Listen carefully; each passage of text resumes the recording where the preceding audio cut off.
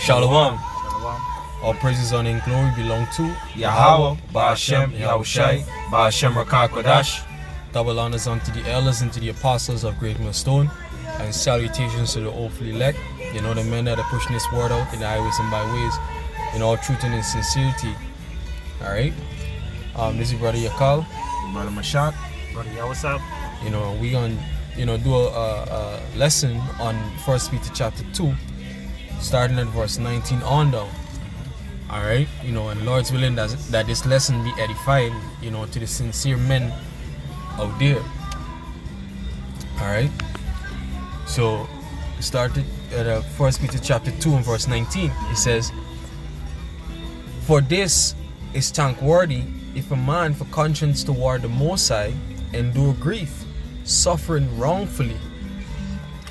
Alright, it says, "For what glory is it when ye be buffeted for your own faults, that ye take it patiently? But if when ye do well and suffer for it, ye take it patiently, this is acceptable with the Most High." You know, it says, "For this is thankworthy for man for conscience toward the Most High endure grief, suffering wrongfully." You know, because in the sight of Yahweh Ba'ashem Yahushai, you know, you remember the scripture tell you what, that the Lord is what? Long suffering. Alright, so the Most High gonna put you through, you know, certain trials, certain tests, you know, certain things to prove you, you know, to see how you gonna endure it. Alright, to try your faith. There's ultimately the reason why we go through certain things. Alright, it says, "For what is it if when..." Salaki, if I may touch on the 19 before you. Yeah. Right? It says, "For this is thankworthy," right? We can break it down a little piece by piece. Thankworthy, right? This is worthy of giving the Most High thanks, right? Was worthy of giving the Most High thanks if for conscience toward Yahweh. Conscience means with, and science or science means knowledge. To know. Right? To know, right? If a man knowingly, right, toward Yahweh endure grief, suffer wrongfully. How you suffering wrongfully, knowing that what you're doing is right, going against the policies of Esau, going against your family coming against you, going against your friends, everybody coming against you, right? This thankworthy that you able to be the opposition, because the Most High created things twain, one for good and one for evil, and for be of good is immensely thankworthy. You know what I'm saying? Just want to add that real quick. Yeah, it can. It says, "For what is it if when ye be buffeted for your own faults..." For what glory is it? Yeah, "For what glory is it if when ye be buffeted for your own faults..." Buffet means like beaten. Yep. "Ye take it patiently." Alright, and you see the man that was in the camp, you know, how he used to say, he used to do Wani or Yahukanan as you know you, right? Yeah. You know, he going off and these different things, but then whenever he being reproved, he used to, you know, say, "Let the righteous smite me, and it shall be a grace unto me," something to the effect, the scripture in Psalms. That was his favorite precept. You know, so he used to take it cheerfully when he was suffering because of his own wrongdoing. Yeah. You understand? And there's no virtue or no honor in suffering when you do wrong, because it's a just judgment that's being meted onto you. Exactly. You understand? Yeah. But it goes on to say, But if when ye do well and suffer for it, ye take it patiently, this is acceptable with the Most High. Alright? And what is doing well? Doing well is obeying, you know, Yahweh Ba'ashem Yahushai and every word of this scripture, of these scriptures.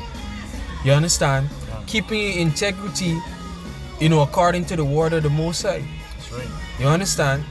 You know, you're dealing with certain things with 2/3. You know, they smiting you, they reproaching you, they putting you to shame, They're mocking you. You understand?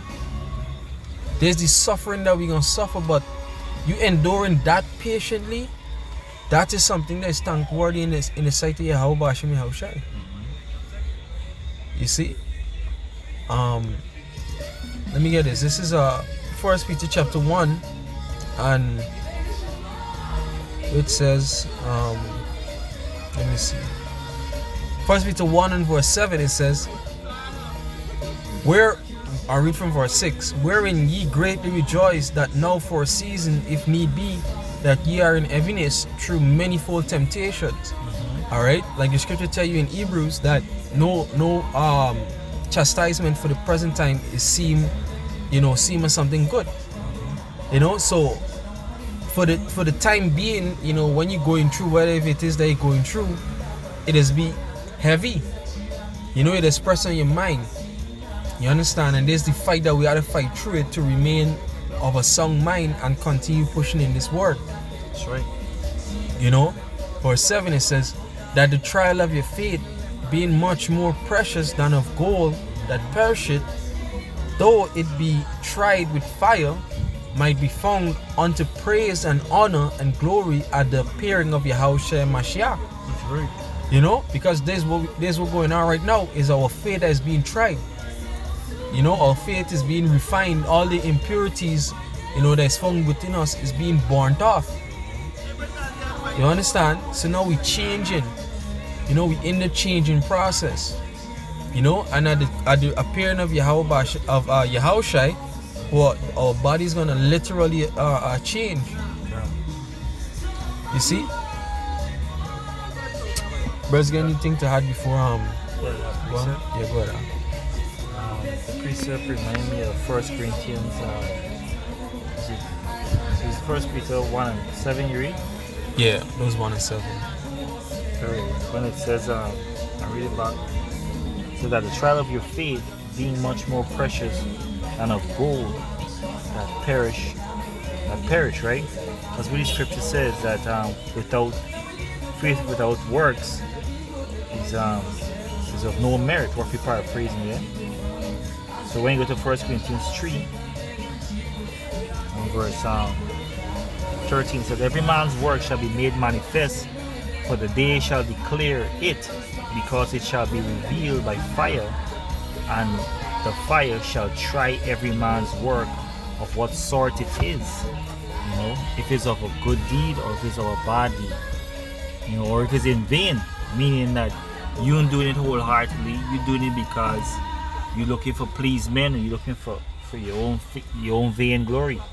Right? So it says, if any man work abide which he hath built, thereupon he shall receive a reward. So if your work stands sure because you genuinely believe it, let me just double back to it. Right?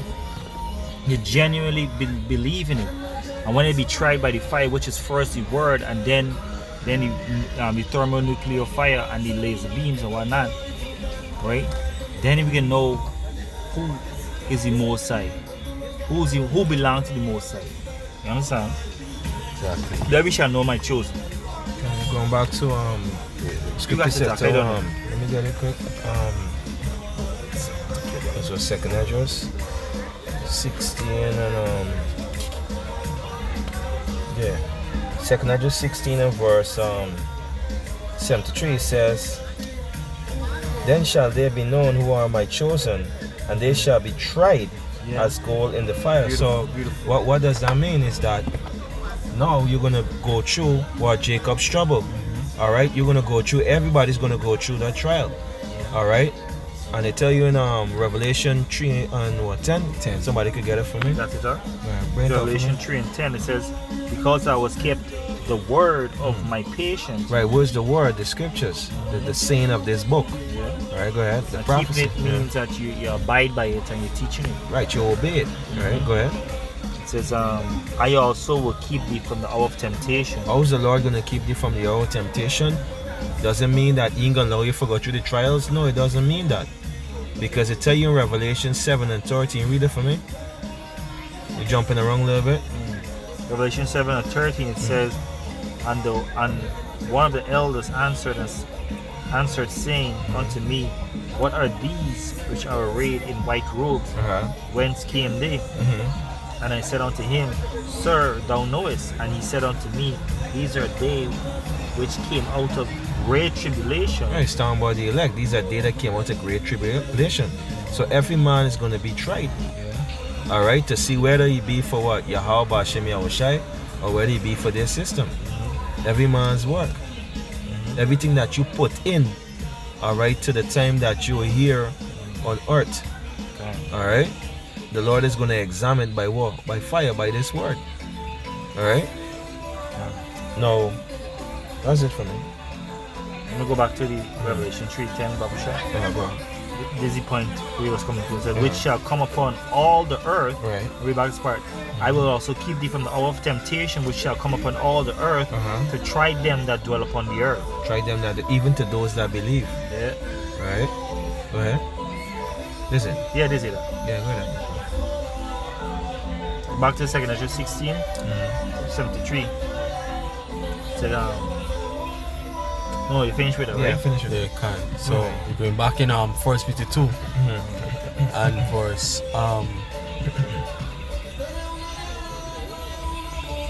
verse 20. It says, For what glory is it if when ye be buffeted for your faults ye take it patiently?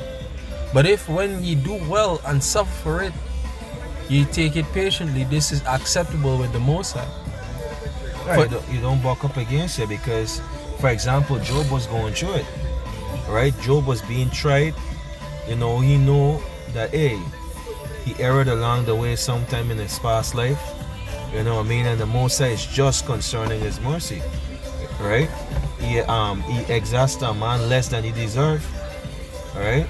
Even in the book of Ecclesiastes chapter 2, it tells you that the Most High required that which is past. You know? Okay. Yep. Yeah, it says, For even hereunto ye were called, because a Mashiach suffered for us, leaving on us an example that ye should follow his steps.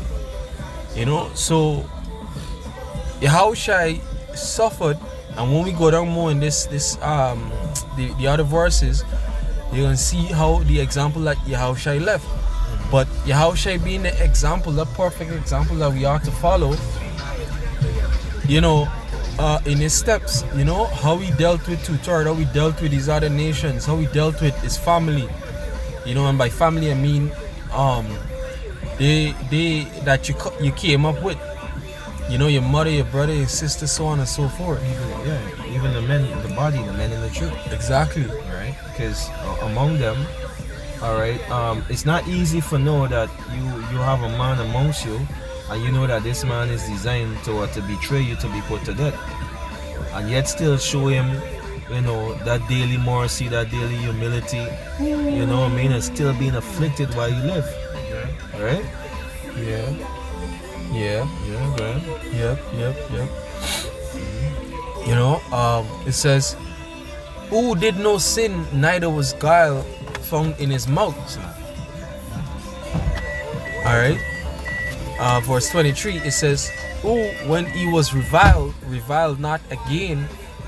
When he suffered, he threatened not, but committed himself to him that judgeth righteously. You know, and when you go into that word revile, right? And revile, it go back to what? To being cussed out, you know, being put to shame, to being reproached. Being disgusted. You see? To them, you're disgusted. Let me get it in the dictionary. I'll grab a shot. Let me just You get it in the Strong. check this dictionary. Okay.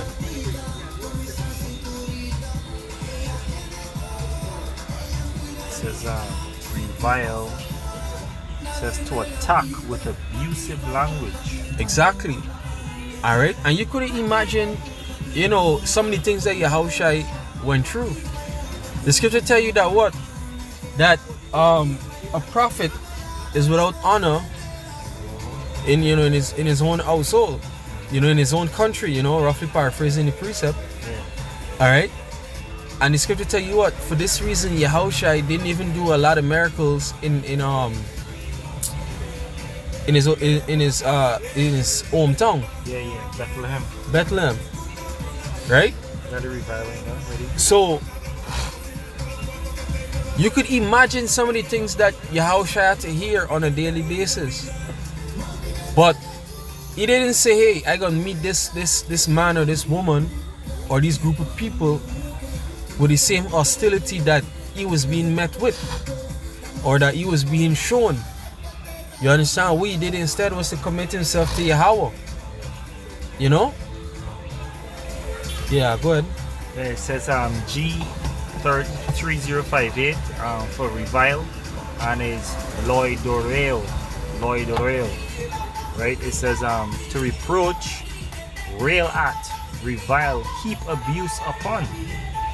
Right? It says Strong's definition to reproach, that is vilify, to make them a villain, to revile. Right? When you go into the root, it's loidoros, a railer, reviler. Strong's definition, abusive, that is a blackguard, railer, reviler. Right? Exactly. Right? So the scripture tell you what? That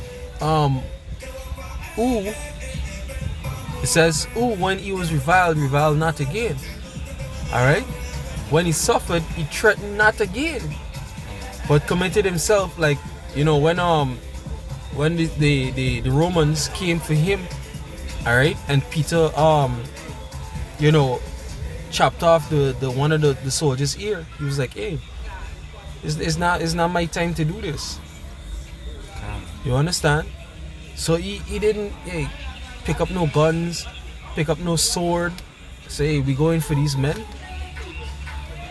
He stick to the script. He stick to exactly what was prophesied of him. And the same thing with we have to stick to what's prophesied of us. You understand? This is 1 Peter chapter 1, and it's verse 14. It says, as obedient children, not fashion yourselves according to the former lust in your ignorance, but as he which hath called us all is holy, so be ye holy in all manner of conversation. All manner of conversation. Right? And this conversation is not talking about, you know, you speaking to somebody, you're speaking to a person. It actually go into your actions, your mannerisms, your behavior. Because out of the abundance of the heart, the mouth speaketh. Exactly. Right? So, because there's a Stoic quote, Slakia, that says, watch your thoughts, they will determine your words. Watch your words and determine your actions. Watch your actions, determine your habits. Watch your habits. Watch your habits, determine your character. Roughly paraphrasing the quote. Yeah. So it's all part of your character at the end of the day, your identity. You got that? Yeah. So we'd say, in all manner of conversation, in all manner of conduct. Conduct is the actual word. Yeah. You know, so watch how you're conducting yourself. You understand? The aim of us in this truth, in this present time, being accused, being persecuted, right? The aim is for us to remain innocent of all charges, of all accounts. Anything that is being said of us had to be false accusations. I got one. Anybody read Matthew 5? I want to Matthew 5. This is Matthew 5. Let me see. Right, Matthew 5 and 11 it says, blessed are ye when men shall revile you and persecute you, and shall say all manner of evil against you falsely for my sake. Alright, just to add to what you were saying. Yeah. Right. And you know, they're gonna say all manner of false thing against us. Like brother mentioned last night that sometimes they say, well, we're rapists. You know, we call all women whores. And all these different, you know, false accusations. Yeah, they will come to say, you know, we disturbing the peace. Yeah. Their wickedness. That's what we disturbing. Right? Exactly. But they will call it peace. Right? Yeah. You know? They're gonna tell you that we disobedient to parents and all these different things. But the aim is that in all of these charges, Alright, in all these accusations, we have to remain innocent. You understand? Let me see. Go ahead. Please follow. Go ahead. This is Philippians 2, verse 13. It says, "For it is Yahweh which worketh in you both to will and to do of his good pleasure. Do all things without murmurings and disputing." This is the point 15. It says that ye may be blameless and harmless, the sons of Yahweh without rebuke, in the midst of a crooked and perverse nation, among whom ye shine as lights in this world. So the way we can be blameless is because we committing and we suffering wrongfully. Exactly. We understand that what we're doing is right, and even though they can come against me, they can behead me, they can stone me, they can mutilate me, all sorts of stuff they can do me. But at the end of the day, we know it's all for the glory of Yahweh Shai, and Yahweh Shai can justify us, and then he can be justified to fuck niggas up, plain and straight. Yeah. And then they gonna suffer rightfully. Yep. Back in First Peter chapter 2 and verse 23. Oh, when he was reviled not again. When he suffered, he threatened not, but committed himself to him that judgeth righteously. You know, so those men that be picking up guns, going out on the streets to preach, you know, all strapped up, you know, read the scriptures and see exactly what the scriptures say. You understand? Read the scripture, follow the scripture. Alright? No, the phone not to chime in on this one, as the apostle will say. You know? Verse 24. It says, "Who his own self bare our sins in his body on the tree, that we, being dead to sins, should live unto righteousness, by whose stripes ye were healed." Alright? So we are being healed, or we are healed through the stripes of Yahushua. The punishment, you know, or the suffering that Yahushua suffered, that's how we now receiving this truth. You know, that's how we've been called to Yahweh Bashem Yahushua. It says, "For ye were sheeps going astray, but are now returned unto the shepherd and bishop of your souls," which is who? Yahushua. Yep. That was it. So, Lord's willing that this quick lesson was edified. I want to give all praises, honor, and glory to Yahweh, Ba'ashem, Yahushua, Ba'ashem, Rakah Kodash. Double honors unto the apostles, unto the elders of Great Millstone once again. And salutations to you brothers that are out there, you know, pushing this word out in truth and in sincerity. Shalom. Shalom.